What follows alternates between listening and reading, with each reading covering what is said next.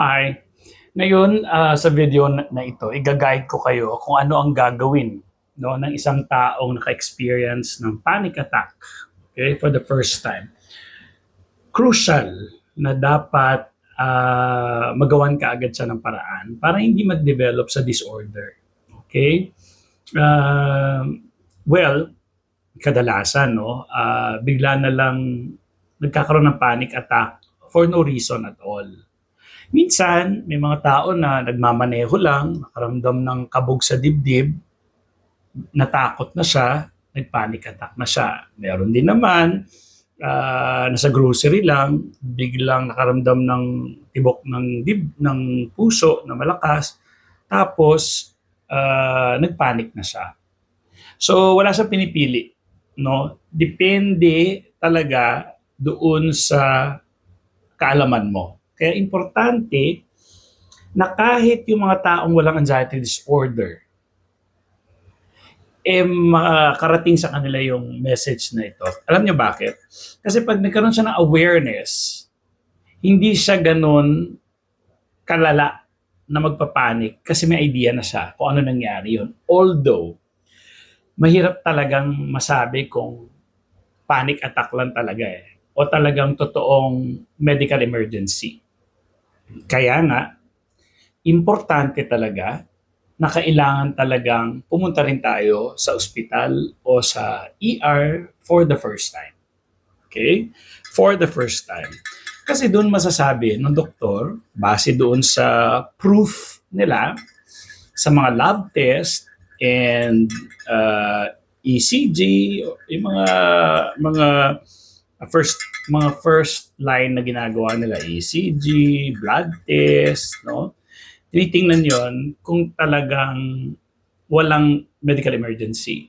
So kapag ganun, pagkatapos nun, or kunyari tumaas ang blood pressure talaga, no? So pagkatapos nun, pauwiin ka lang din ng mga doctor kasi wala silang makikitang emergency sa iyo. Pero dapat kapag ganun na, i-recommend ka na halimbawa, dapat na ipaliwanag na maaring panic attack talaga yon. Okay? Kaso mahirap din. Okay? Mahirap din yung panic attack na yon kasi hindi naman agad-agad lahat nakikita dun sa mga test na yon sa ER. Kaya dapat pupunta talaga tayo sa doktor at sasabihin natin sa kanya kung ano nangyari sa atin. Tapos yung doktor na yan, bibigyan kayo ng mga test, depende sa simptomas na naramdaman ninyo para ma-rule out na talagang wala kayong sakit. No? Ngayon, base dun sa simptomas nyo at mukhang hindi nag-match doon sa resulta nyo, ibig sabihin negative, parang imposible na magkaroon ka ng ganyang simptomas na wala namang problema ang specific organ or part of your body, no? So, ngayon, it's either depende rin kung ano itsura mo, ano edad mo, ano yung lifestyle mo, ano yung health condition mo. So, yung doktor magagaling yan. Alam na nila, itsura mo pa lang, alam na nila kung may sakit ka, wala. Ganun sila kagagaling, no? Sa kuko mo pa lang, sa mata mo, tinitingnan, sa kulay mo, sa bibig mo, sa posture ng katawan mo, kung ikaw ba'y nakaganya. So, alam na nila yun kasi napag-aralan na nila yun, no? Kaya dapat nagtitiwala tayo sa mga doctors. Ngayon, kapag sinabi niya, sige, ito yung mga test na kailangan mong gawin, o kunyari, simptomas mo, mabilis ang tibok ng puso mo madalas, o ipapacheck niya yan, halimbawa, o sige, tingnan natin yung thyroid, mga ganyan, o tingnan din natin yung puso mo. Okay, ngayon, kung medyo nagdududa siya sa puso mo, bibigyan ka pa niya ng further test. Pwede kanyang i-stress test, no? Kung sa BP naman, may 24-hour na Holter, no? May nakakabit sa yung pang blood pressure. Okay. So, anyways, ngayon, ang pinaka-importante kasi, ma-rule out talaga na wala kayong sakit physically muna. Pag sinabing wala kang sakit, lahat negative, ang healthy mo, lakas mo, ganda ng puso mo, ganda ng lungs mo, ayos naman thyroid mo, wala problema. Okay. Then, saka ka na pupunta ngayon, sasuggest niya, siguro, ano yan, kailangan mo na magpunta sa psychiatrist, no? Okay. Punta ka naman sa psychiatrist. So, ngayon, ang psychiatrist, minsan kasi sobrang busy nila, hindi na rin nagpapaliwanag kung ano-ano yung mga nangyayari sa'yo. Bibigyan ka lang ng gamot. Kung pampakalma, mga ganun. O kaya, feeling nila bumaba na yung mga happy hormones mo, bibigyan ka ng gamot, antidepressant, no? So, ganon. Pero alam ninyo, ang sinasabi ngayon ng science, ano sa Tagalog science? Scienza. Scienza? Science. Sinasabi ng siyensya. Siyensya ata. Okay, anyways. Na kapag ang tao may anxiety or depression, first line should be cognitive behavioral therapy. Yun muna. Science po ito ha. Hindi ito kwek-kwek lang o kung ano. Kwek-kwak-kwak. Kwek-kwek, itlog pala yun. Kwak, hindi ito kwak-kwak lang. Science po itong pinagsasabi ko ng usapan natin. Cognitive behavioral therapy. Okay? It's evidence-based. Ibig sabihin, proven na effective siya to cure anxiety, depression, and other mental conditions. Science po siya, ginagamit po siya, no? As science, no? Yun doon muna ang first line. Ngayon, kapag hindi nakuha doon, kailangan ng tulong ng gamot. Okay? Pero, ang kagandahan kasi, dahil evidence-based siya, proven effective ang CBT. Okay? Ngayon, to be honest, mahal po talaga ang CBT. Kasi kahit ako nung nag-aral ako sa CBT, mahal po ang binayad ko. Sa Australia pa ako nagbiyahe. Lumipad doon ako nag-aral pa noon. Kasi nung tayo, ewan ko ngayon kung meron ng ino-offer dito sa Philippines ng certification ng CBT. Okay, yun talaga, ano yun, nakatutok lang doon, no? So meron ako noon, ako'y graduate din ng BS Psychology din naman. So kinuha ko yun kasi para sa personal use ko. Eh ngayon, sabi ko, sayang naman kung hindi ko gagamitin. So sabi ko, gawa ko ng mga YouTube videos, explaining kung ano. Kaya yan, medyo nasa 30,000 plus na tayo, na solid.